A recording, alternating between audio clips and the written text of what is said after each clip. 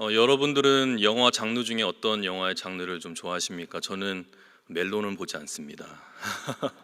낭만적이지가 않고요. 그리고 이 좀 끝이 이렇게 명확하지 않은 영화들은 좀 보기가 좀 힘든 것 같아요. 그래서 저는 때리고 부수고 막 없애고 터트리고 이런 영화들을 좋아하거든요. 특별히 이제 스파이 영화를 굉장히 좋아하는데 뭐 유명한 거는 뭐 지금은 이제 종결이 됐지만 007이라든지 아니면 우리 남자 성도님들 같은 경우에는 제이스 본이라는 본 시리즈 영화 좋아하시죠? 그런 스파이 영화라든지 아니면 유명한 톰 크루즈가 나오는 미션 임파서블 같은 그 에단 헝크 같은 이런 사람들의 그 스파이 영화들을 이렇게 보게 되면 이 스파이들이 굉장히 능력이 뛰어나요. 거의 뭐 수백 명의 사람들이 있어도 그 사람을 알아보지 못합니다. 잠복 기술이 얼마나 뛰어난지 몸을 숨기는 능력도 있고 심지어 살인 기술이 뛰어나가지고 그냥 한 대 때리면 다 나가 떨어지고 당연히 영화니까 그렇겠지만 특히 저는 이제 스파이 영화를 굉장히 좋아하는 것 같아요. 그런데 오늘 성경에서도 아주 재밌는 스파이들이 등장합니다. 여호수아에게 명령을 받고 이제 여리고 성으로 이제 잠입해서 이제 들어가는 거거든요. 근데 이 두 정탐꾼이 굉장히 웃긴 스파이들이에요. 들통이 납니다. 어떻게 들어갔는데 오늘 말씀을 보니까 뭐 담을 넘었는지 아니면 정문으로 이제 위장해서 들어갔는지는 모르겠지만 어떤 사람이 이 두 사람을 봐요. 그러면서 여리고 왕에게 찾아가서 뭐라고 얘기하냐면 왕이시여 어떤 사람이 들어왔는데 스파이가 들어왔는데 이렇게 얘기하지 않고 이스라엘 사람 몇 명이 들어왔습니다. 그러니까 들어온 그 스파이가 어디 사람인지를 알아본 거예요. 심지어 잠복 기술이 좀 뛰어나야 되는데 어디로 들어갔는지도 들켰어요. 라합 집으로 들어가답니다. 이렇게 얘기하는 거예요. 그러니까 왕이 군사들을 보내서 그 라합의 집으로 사람을 보냅니다. 그리고 라합에게 얘기를 해요. 들어갔던 스파이들 어디 있냐? 다 내어놓으라 이렇게 명령을 하는 거죠. 근데 참 재밌는 건 아이러니가 무엇이냐면 라합이 더 스파이 같아요. 거짓말 기가 막히게 잘합니다. 4절과 5절인데 제가 한번 읽어드리면 그 여인이 두 사람을 숨긴지라 그 사람들이 내게 왔었으나 어디로 가는지 나는 알지 못하겠다. 사람들이 어두워서 성문 밖으로 나갔는지 어디로 갔는지 급히 따라 나가면 너희들 잡을 수도 있을 것 같아. 한번 나가봐 라고 거짓말을 한 거예요. 더 연기를 잘해요. 지금 자기 지붕에다 숨겨놓고 이렇게 뻔뻔스럽게 지금 연기를 하고 숨겨주고 있는 겁니다. 라합이 스파이 같아요. 정말 잘 연기를 했습니다. 심지어 이 정탐꾼들은 허술하기가 그지없는 게 우리가 읽진 않았지만 본문의 2장의 마지막 절을 가보게 되면 여호수아에게 이렇게 정탐한 결과를 보고하거든요. 24절 한번 같이 읽어볼까요? 24절 시작. 또 여호수아에게 이르되 진실로 여호와께서 그 온 땅을 우리 손에 주셨으므로 그 땅의 모든 주민이 우리 앞에서 간담이 녹더이다 하더라. 아멘. 지금 이 사람들이 어떤 정도로 지금 정탐을 했냐라고 이야기를 하냐면 자기가 다 둘러본 것처럼 이야기를 하고 있는 거예요. 그런데 이 정탐꾼들은 들어간 곳이 라합집밖에 없습니다. 라합집에 들어갔다가 창문으로 도망쳐서 나온 사람들이에요. 그러면서 이 여호수아에게 보고하기는 간담이 녹는다고 하답니다. 그것도 한 사람에게 들은 거예요. 그것도 여러분 당시에 여성에게 들은 말은 법적인 효력이 없어요. 남성에게 들어야 됩니다. 그리고 그녀의 직업군을 우리가 알고 있지만 그렇게 신뢰하지 못하는 직업군이에요. 그러다 보니 이 여성에게 들은 말을 그대로 와서 여리고에 있는 모든 사람들이 그렇게 벌벌벌 떤다는 것처럼 지금 보고를 하고 있는 것이죠. 이렇게 허술한 이 정탐꾼들을 뒤로 하고 굉장히 진지한 한 여인이 바로 라합입니다. 그러니까 저는 오늘 말씀을 이렇게 묵상하면서 한 가지 사실을 발견하게 돼요. 스파이를 보낸 이유는 다른 거구나라는 걸 깨닫게 되는 거예요. 그러니까 정작 하나님께서는 이 두 명의 정탐꾼을 보내신 것이 여리고성을 정탐하기 위해서 보내신 게 아니라는 거예요. 여리고성에 잠입은 했지만 이들은 그 성 안에 들어간 다른 이유가 있었다라는 것을 우리는 발견하게 되는 겁니다. 여러분, 이 정탐꾼들이 여리고성 안에 들어가서 한 사람만 만나고 나옵니다. 그 사람이 누구죠? 라합입니다. 맞습니다. 하나님은 라합 살리려고 정탐꾼 보내신 거예요. 그러니까 저는 오늘 왜 하나님께서는 이 라합을 그렇게 정탐꾼까지 보내셔서 허술한 스파이지만 보내셔서 그녀를 살리시고, 그리고 그녀를 살리심으로 해서 하나님께서 무엇을 이루고자 하시는지를 함께 나누어 보고자 합니다. 먼저 우리는 라합에 좀 집중했으면 좋겠어요. 오늘 성경에서 한 젊은 여인 라합을 봅니다. 그녀의 인생은 최악입니다, 여러분. 저는 그녀의 인생을 한 단어로 요약하자면 그냥 절망이라고 보고 싶어요. 절망으로 가득한 인생이었습니다. 왜냐하면 그녀의 직업을 보면 오늘 기생이라고 했거든요. 좀 언어를 순화해서 그렇지 사실 몸을 파는 여인입니다. 기생의 일을 하게 된 이유는 정확하게 알 수는 없어요. 다만 오늘 본문 안에서 추론은 가능합니다. 13절 말씀을 한번 같이 읽어볼까요? 시작. 그리고 나의 부모와 나의 남녀 형제와 그들에게 속한 모든 사람을 살려주어 우리 목숨을 죽음에서 건져내라. 목사님, 어떻게 이 구절이 그녀가 이런 직업을 하게 된 동기가 될 수 있을까요? 그녀에게 이 직업을 선택하게 된 이유는 생계 때문이었습니다. 부모님이 계셨고 남녀 형제들이 있었습니다. 그리고 그 형제들에게 속한 식솔들이 있었어요. 어쩌면 라합이 맞이였는지는 모르겠습니다. 첫째였을까 둘째였을까 그건 확실하지 않지만 이 여인에게는 이 딸린 식구들이 너무나도 많았습니다. 근데 여기서 가족 구성원 중에 빈 구성원이 하나가 보이십니까? 남편이 없어요. 결혼을 안 했거나 아니면 그 당시에 전쟁이 잦았으니까 전투에서 죽었을 수도 있죠. 당시의 여성들에게는 사실 인권이라는 건 존재하지 않습니다. 너무 연약한 존재이기 때문에 한 남자의 아내가 되든지 아니면 남편이 없으면 다른 집에 종으로 들어가든지 아니면 지금 이 여인처럼 몸을 파는 일을 하지 않으면 생계수단은 거의 없습니다. 단순히 생계를 위한 돈벌이라고 해도 사실 그 일은 쉽지 않은 일이에요. 한 인격을 가진 인간으로서 자신의 육신을 더럽혀 가면서 살아가 했던 그 절망적인 그 상황, 사실 그 고통을 말할 것 같으면 사실 우리는 그 여인의 그 삶을 다 공감하지는 못할 거예요. 그런데 이 여인에게 이런 직업 때문에 어려움도 있었지만 심리적인 상태를 보여주는 구절이 또 하나가 있습니다. 15절 말씀을 한 번 더 읽어볼까요? 시작. 라합이 그들을 창문에서 줄로 달아내리니 그의 집이 성벽 위에 있으므로 그가 성벽 위에 거주하였음이라. 아멘. 저자가 오늘 굳이 알 필요가 없는 그녀의 집의 위치를 좀 알려주고 있어요. 성경의 저자가 그녀의 집을 이렇게 기록하면서 강조하는 이유가 분명히 있을 것 같아요. 특히 한글 성경에서는 그녀의 집이 성벽 위에 있다라고 번역을 했는데 원래 히브리어 원문을 직역하면 어떻게 번역할 수 있냐면 그녀의 집은 성벽에 있었기에 그녀는 벽에서 살았다 이렇게 되어 있어요.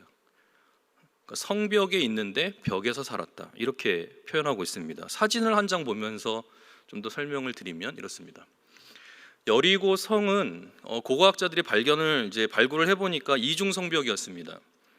바깥쪽으로는 바깥쪽 진흙 벽으로 된 벽이 하나가 있고 도시를 방어하기 위한 높은 곳에 또 하나의 벽이 서 있습니다. 그리고 그 벽과 벽 제방 사이 안에 작은 집 모양이 하나 들어가 있죠. 그러니까 당시의 집이 어떻게 돼 있었냐면은 도시 안쪽에 있는 안쪽 2차 성벽 안에 도시가 여리고성이 구성이 돼 있고 그리고 그 2차 성벽 바깥쪽에 또 1차 성벽이 세워져 있는 거예요. 그래서 성경에서는 지금 무엇을 얘기해주고 있냐면은 이 라합의 집이 어디 있냐? 1차 성벽 바로 안쪽에 붙어 있다라고 저렇게 이야기를 하고 있습니다. 그러니까 그녀의 집은 성벽과 성벽 사이에 있었던 것이죠. 왜 저렇게 지었냐면 보통 그냥 평상시 때는 저 집 1차 성벽과 2차 성벽 사이에 사람들이 가건물을 짓고 살다가 전쟁이 일어나면 저 1차와 2차 성벽 사이를 자갈과 모래로 채웁니다. 그러면 이렇게 두꺼운 성벽이 되는 거죠. 그래서 여리고성은 절대로 넘지 못할 철옹성과 같은 성이었던 거예요. 그러면 우리가 생각해 보기에 뭐 성벽에 담을 넘었든지 아니면 문으로 들어갔든지 이 두 명의 정탐꾼은 저 라합의 집에 들어간 겁니다. 그러면 1차 성벽에 집이 있었다는 걸 어떻게 알 수 있느냐? 오늘 15절에서 라합이 그들을 어디로 내렸냐면은 자기 집의 창문을 통해서 내렸어요. 그러니까 이 라합의 집의 창문이 바깥 성벽과 뚫려 있는 벽이었다라는 걸 우리가 추론할 수 있으니까 그녀는 1차 성벽에 붙어 있는 집에 살았다라는 것이죠. 근데 목사님, 이것이 왜 그녀의 어떤 심리적인 상태를 알려주는 겁니까? 그녀는 2차 성벽 안쪽에 있는 여리고의 중심 도시 안에 들어가서 살 수 없는 존재였다라는 거예요. 거기를 들어갈 수 있는 자격이 없는 사람입니다. 그냥 바깥쪽 성벽에 전쟁이 나면 그 집 그냥 모래로 채워서 부숴줄 수 있는 그런 신분의 사람이었다라는 것이죠. 천대받고 소외받은 사람. 여리고 성에는 있으나 여리고성 사람은 아닌 거예요. 가나안 땅에 살고는 있지만 가나안 사람이라고 여겨지지 않는, 수치스러운 삶 때문에 다른 사람을 의식하며 살아가야 했던 그 인생. 설사 집 밖으로 나간다 하면 많은 사람들이 저 여인은 몸을 파는 여자라고, 더러운 여자라고, 돈이면 뭐든지 할 수 있는 사람이라고 손가락질했을 것입니다.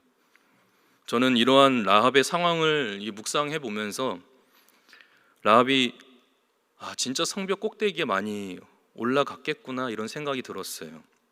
살아서 뭐하나, 이렇게 해서 누가 알아주나, 나도 내 인생 멋지게 살아보고 싶다고 그 수많은 밤낮을 새우며 그 성벽에 올라가서 한밤중에 죽고 싶어서 한 번쯤은, 또는 수십 번 수백 번을 한번 올라가 보지 않았을까요? 그런데 그녀는 뛰어내릴 용기는 없었습니다. 식솔들이 있었고 부모님이 계셨고 내가 책임져야 될 많은 사람들이 있었기 때문에 주저했고 뛰어내리지 못했을 것 같아요. 이런 자신이 얼마나 바보 같다라고 여겼을까요?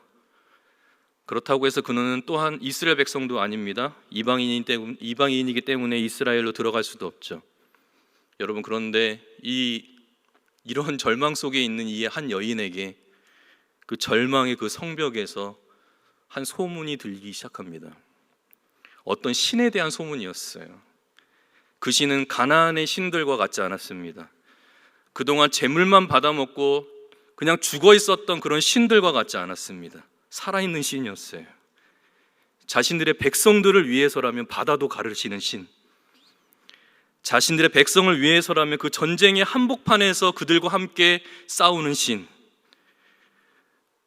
그들이 40년 광야 생활 동안 한 번도 거르지 않고 아침 식사를 챙겨주시는 그분, 심지어 목이 마르면 가는 길마다 하나님이 물을 내어주시고 반석을 터뜨려 주시고, 자기가 믿고 있던 신과 너무나도 다른 신이었어요. 그 이스라엘의 그 하나님에 대한 소문을 들은 겁니다. 내가 믿고 있는 신과 너무나도 다른 거예요. 그 하나님의 소문을 그 절망의 그 소용돌이 속에 갇혀서 이제 전쟁이 나면 내 가족과 식솔들, 모든 친척들이 집을 잃어버리는 상황, 그냥 자갈과 모래가 뒤집어 씌워지고 어쩌면 안쪽 성벽까지 들어가지 못해서 바깥으로, 아예 성문 밖으로 쫓겨내야 될 그런 신분의 사람. 그 소문을 듣자마자 이 라합에게는 소망이 생겼던 겁니다. 소원이 생겼어요. 저 이스라엘의 하나님이 나의 하나님이었으면 좋겠다. 저분이시라면 내가 이렇게 처절하게 죽어가고 있는 이 절망의 상황 속에서 나를 건져주실 수 있을 것 같다. 그분이라면 이 절망뿐인 내 인생을 회복시켜 주실 것 같다. 간절한 소원이 마음 깊이 일어난 거예요. 그렇게 소원하던 그 어느 날 2명의 사람이 집에 들어온 겁니다. 이스라엘 사람들이었어요. 심지어 군인이었습니다. 이 땅을 정탐하러 들어왔다는 거예요. 성도 여러분, 이게 우연입니까? 정탐꾼이 실수예요? 그렇지 않다라는 거예요. 그렇기 때문에 저는 이 2명의 정탐꾼을 그 여리고를 정탐하러 보내신 거라고 전 믿지 않아요. 라합을 위해서 하나님 보내주신 겁니다. 내 인생을 바꾸시고 나를 건지실 분 하나님밖에 없다라고 소원하고 갈망하고 바라보는 그 사람의 그 마음을 하나님께서 받으신 것이죠. 여러분 주변에 이 라합과 같이 인생의 벼랑 끝으로 몰린 친구들이나 지인들, 아니면 가족들, 혹시 여러분 자신일지도 모르는데 그들에게 필요한 것이 정말 무엇일까요? 그들의 인생으로 벼락으로 몰고 갔던 것들은 사실 무엇입니까? 물질입니까? 관계입니까? 아니면 헤어나올 수 없는 질병입니까? 우리가 행복하지 못한 이유는 그 행복을 지상적이고 육체적인 만족에서 찾으려고 하기 때문에 그렇습니다. 욕망이라고 하는 것, 인간의 마음의 욕망이라고 하는 것은 무한해요. 끝이 없습니다. 그 탐욕과 탐심은 무한합니다. 그런데 그 무한한 욕망을 무엇으로 지금 채우려고 하냐면 한정적이고 제한된 이 세상에 있는 것들로 채우려고 하는 거예요. 그러니까 무한한 욕망을 한정된 자원에서 채우려고 하니까 채워지지가 않는 겁니다. 단순하게 이 세상의 피조물이 제한되어 있다라는 표현이기도 하지만 또한 자기 능력의 한계이기도 해요. 내 능력의 한계 때문에 이 한정적인 이 자원도 채울 수 있는 능력이 내게 없는 거예요. 그러니까 무한한 욕망과 한정적인 이 자원의 이 괴리 속에 이게 깊으면 깊을수록 그 인간은 염려와 불안에 떠는 거예요. 채울 수 없는 이 욕망을 이 한정적인 자원으로 집어넣으려고 하니까 이게 감당이 되질 않는 거죠. 그런 능력이 없으니까 그 안에서 만족 없는 삶을 살아가게 되는 겁니다. 여러분, 태신자들에게 가장 필요한 것이 무엇일까요? 내가 품은 예수를 믿어야 되고 구원받아야 될 그 한 영혼에게 정말 필요한 것은 무엇일까요? 여러분, 라합이 들었던 그 하나님에 대한 소문입니다. 한 인생을 바꾸어 놓으시는 그 하나님, 그 라합이 어떠한 상황과 처지에 있든지 그녀의 신분이 무엇인지, 그녀의 직업이 그렇게도 더럽고 추해서 다른 사람들에게 받아들여질 수 없었던 그녀의 모습일지라도 하나님이라고 하는 그분의 소문을 듣기만 하면 그 여인을 하나님께서 건지시고 회복시키시는 것이죠. 우리를 창조하신 그 하나님은 우리 태신자들도 태신자 그 자신도 하나님께서 지으시고 창조하셨습니다. 그렇기 때문에 우리는 두 가지 차원에서 복음을 전해야 돼요. 첫 번째는 십자가에서 죄인을 위해 대속해 주신 그 예수 그리스도를 전해야 됩니다. 구원을 얻기 위해서 이 천하에 다른 이름을 주신 적이 없어요. 여러분, 예수 믿어야 구원받습니다. 그러니까 이 전도에 미련한 것으로 우리가 왜 이렇게 발부둥 치냐면 세상에 있는 사람들이 그렇게 미련하게 사냐고, 그 전도가 뭐길래. 하지만 우리 하나님께서는 이 천국의 복음을 전하는 이 미련한 것으로 한 영혼을 건지십니다. 그러니까 첫 번째 차원에서 여러분들은 기회가 있을 때마다 복음을 전해야 돼요. 여러분, 시간 굉장히 빨리 가지 않습니까? 저도 이제 나이를 밝히면 죄송합니다. 나이를 밝히면 안 되겠지만 시간 정말 빠른 것 같아요. 우리 성도님들도 시간 정말 빠르죠. 그 빠른 그 시간을 우리는 붙잡으며 살 수는 없어요. 시간은 그냥 흘러갈 겁니다. 그 흘러가는 그 시간을 우리가 붙잡을 수 있다면 얼마나 좋겠어요. 그러나 붙잡을 수 없는 것이 또한 무엇이냐면 이 생명의 시간이에요. 이거를 우리가 아무리 붙잡으려고 해도 우리 능력 밖의 일입니다. 여러분들이 오늘 저녁에 주무시고 내일 아침에 일어나실 수 있는 것은 하나님께서 깨워주시기 때문에 그런 거예요. 그만큼 우리에게는 이 복음 전파가 시급한 것이죠. 또한 두 번째 차원에서 우리는 복음을 전해야 되는데 바로 여러분들이 하나님의 백성답게 살아가야 합니다. 복음은 있잖아요. 그냥 복음을 전하는 그 메시지로 능력이 나타나는 것이 아닙니다. 복음이라고 하는 것은 한 사람의 인격을 통해서 전달됩니다. 그러니까 여러분들이 하나님의 사람이 아니면 이 복음은 능력이 없어요. 이 복음을 믿는 여러분들이 하나님이 함께 하시는 백성으로 살아갈 때 능력이 나타나는 겁니다. 왜냐하면 여러분들의 삶에서 하나님이 능력이 나타날 때 여러분을 통해서 하나님의 살아계심이 드러나는 거예요. 마치 이스라엘 백성들이 광야 40년을 사실 불순종도 했고 믿음 없이 살아왔지만 그들의 삶을 이끌어 가시는 그 하나님이 그들과 동행하시니까 수많은 민족들이 그 하나님을 그 백성들을 통해서 보게 되는 거예요. 마찬가지로 여러분 주변에 라합과 같이 절망 속에 있는 사람들이 있다면 그들에게 가장 필요한 것은 무엇이냐면 하나님의 살아계심이에요. 다른 게 필요 없고 여러분들을 통해서 역사하시는 하나님이 드러나야 됩니다. 그렇기 때문에 여러분들이 하나님의 말씀대로 살아야 돼요. 철저하게 말씀대로 살고 하나님의 능력을 나타낼 때 라합과 같이 절망 가운데 있는 사람들에게 소망을 줄 수 있는 것이고 생명을 전할 수 있는 것입니다. 말씀을 맺겠습니다. 그렇게 하나님을 바랐던 라합의 인생은 어떠한 결말을 맞이하게 될까요? 마태복음 1장 5절과 6절 한번 읽어볼까요? 시작. 살몬은 라합에게서 보아스를 낳고 보아스는 루색에서 오벳을 낳고 오벳은 이새를 낳고 이새는 다윗 왕을 낳으니라. 아멘. 라합이 살몬이라고 하는 이스라엘 백성과 결혼을 합니다. 그리고 룻과 결혼하는 보아스를 낳아요. 그 루색에서 보아스는 오벳을 낳았고 오벳은 이새를 낳았고 이새는 다윗 왕을 낳습니다. 그러니까 다윗의 고조 할머니가 라합이에요, 여러분.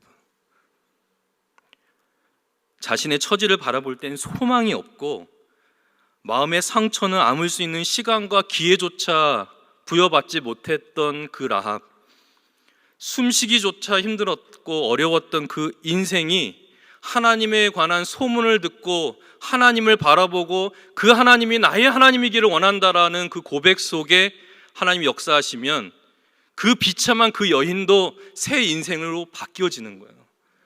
그러니까 하나님을 만나면 여러분 새 인생을 살게 됩니다.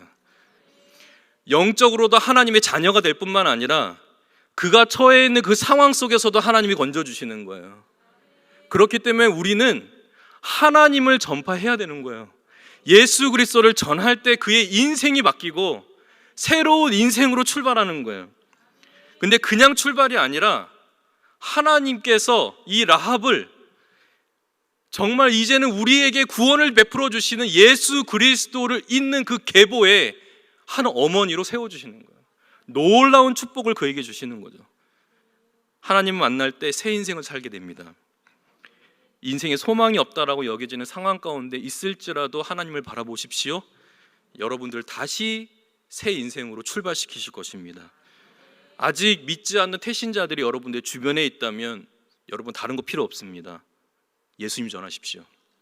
그리고 여러분들의 삶과 여러분들의 인격을 통해서 하나님의 살아계심을 드러내십시오. 그러면 그 소문이 그 태신자에게 여러분들이 전도하고자 하는 그 한 영혼에게 들려질 때 그들의 삶도 하나님이 새 인생으로 출발시키실 거예요. 여러분 절망 가운데 계십니까? 인생의 소망이 보이지 않으세요? 하나님을 바라보십시오. 그리고 그분께 여러분의 삶을 맡겨보십시오. 혹시 이 자리에 아직 주님을 영접하지 못하고 하나님의 그 사랑을 경험하지 못하신 분들이 계시다면 이 말씀을 꼭 기억하십시오. 누구든지 주의 이름을 부르는 자는 구원을 받으리라. 주님을 부를 때 하나님의 능력이 여러분들에게 함께 하실 줄로 믿습니다.